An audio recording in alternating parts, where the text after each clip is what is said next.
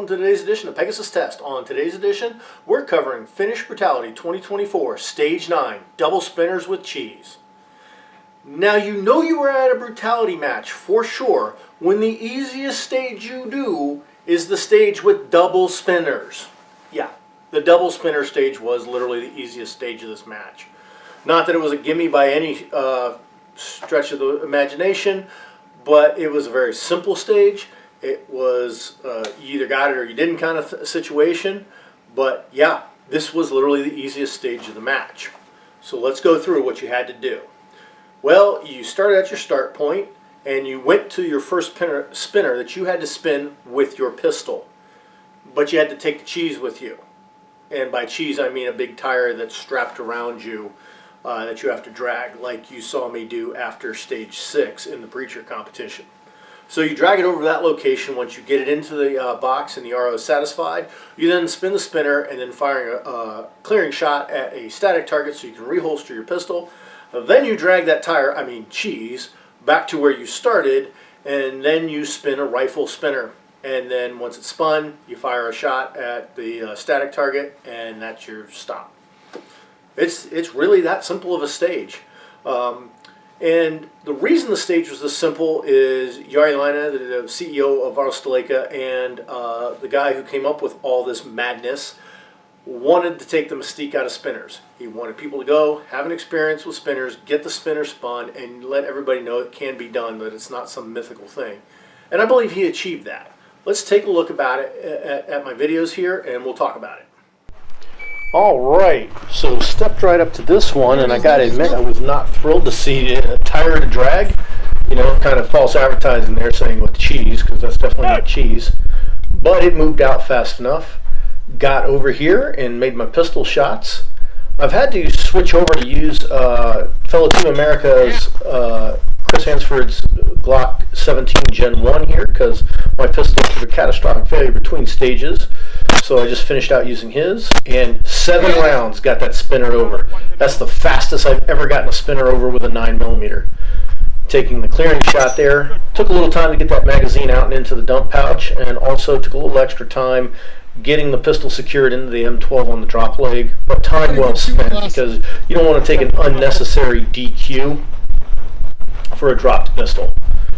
And then you drag your cheese back to the starting point. Didn't even bother to unhook from it. Loaded up to KAR-21, which really performed magnificently here. I just dialed that thing in, just put the shots on target. It did not move, or at least there's no perceptible movement while being aimed behind it. It just came down where I wanted to be on the target, boom, and as you can see, in just a few rounds, this rifle spinner went over. One of the best performances, if not the best performance I ever had with a 5.56 rifle on a spinner. Get that last shot, boom, stage over. Well, this was by far the easiest stage of the match, and that's saying something since you had 2 spinners. But that gave the camera gremlins real excuse to strike hard, and strike hard they did. Not only did I not have any GoPro footage to show you, but both Chris and Matt camera footage didn't come out, and we weren't able to show their runs. Both had good times and good experiences on this stage as well, and both, I can assure you, had fun doing this stage. Alright, on to the last breacher task of the match. There were only 9 breacher stages compared to 10 shooting stages. And glad it's the last one, because you're about to watch me take an injury. So Chris, the Swedish demigod, off like a rocket. And here I go over the second and slip and pull my quad on my left leg. And it is hurting like hell. And I'm cussing up a storm. But walk it off, like Coach would always say, so that's what I'm trying to do right now, although my leg is screaming in pain.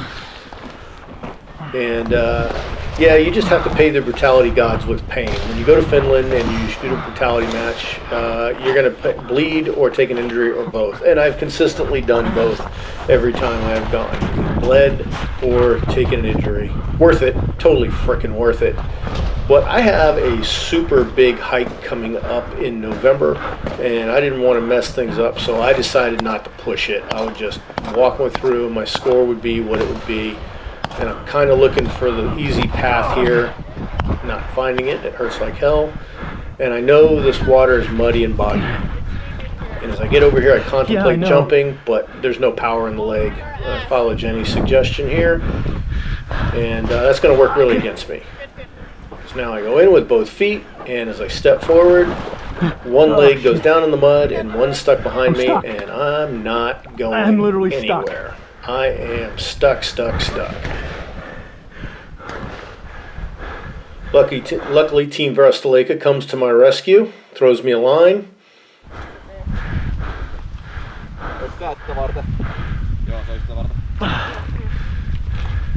And once I get that, it gives me just enough leverage where I can pull free of the mud and work my way out of this mess with a little help. Not gonna lie, I needed that help. That mud was just vicious. And once I get up here, get moving slowly. Yeah, I pulled a muscle. And taking a look at that mud going, dear God, I hope it's not deep. And luckily it wasn't too bad at all. And just ready to really just die here, to be honest. My leg is just freaking screaming.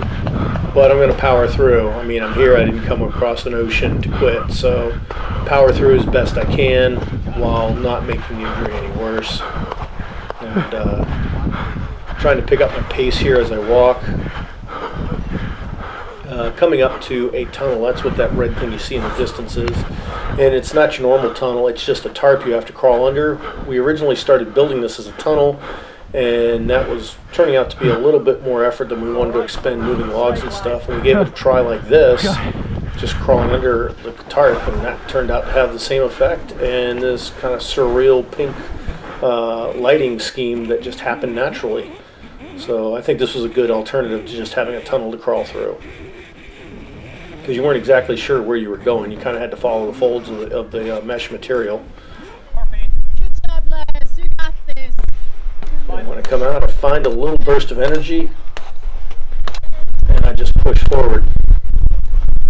And surprisingly, believe it or not, two good things. One, I made it across the line under par, and my gear didn't fall off till I crossed the line, so it didn't count against me. All right, well, we now know how brutality can be when the double spinner stage is the easy stage. While this stage was easy, but doesn't mean it wasn't challenging. Dragging that wheel of cheese, tire, whatever you want to call it, was definitely not an easy thing to do. And before anybody asks, with the rope around you, dragging tire, that was the way you were totally required to do it. If you did something gamerish like picked up the tire and just carried it, or stood in the tire and picked up and carried it, they would have DQ'd you on the spot for gamer crap. So they still made an easy stage challenging. The breacher stage, as you can see, was just absolutely crushing. Sucked taking injury. Pulled my quad here 2 weeks later filming it. It's just finally got to the point where I can do proper workouts without my leg causing me too much trouble. That kind of sucked, but the lucky thing is that it's not taking me out of the match. There's one stage left to go, stage 10, and I'm able to power through it without any problems. So on that note, please comment, like, and subscribe, and tune in tomorrow because we have stage 10 coming your way.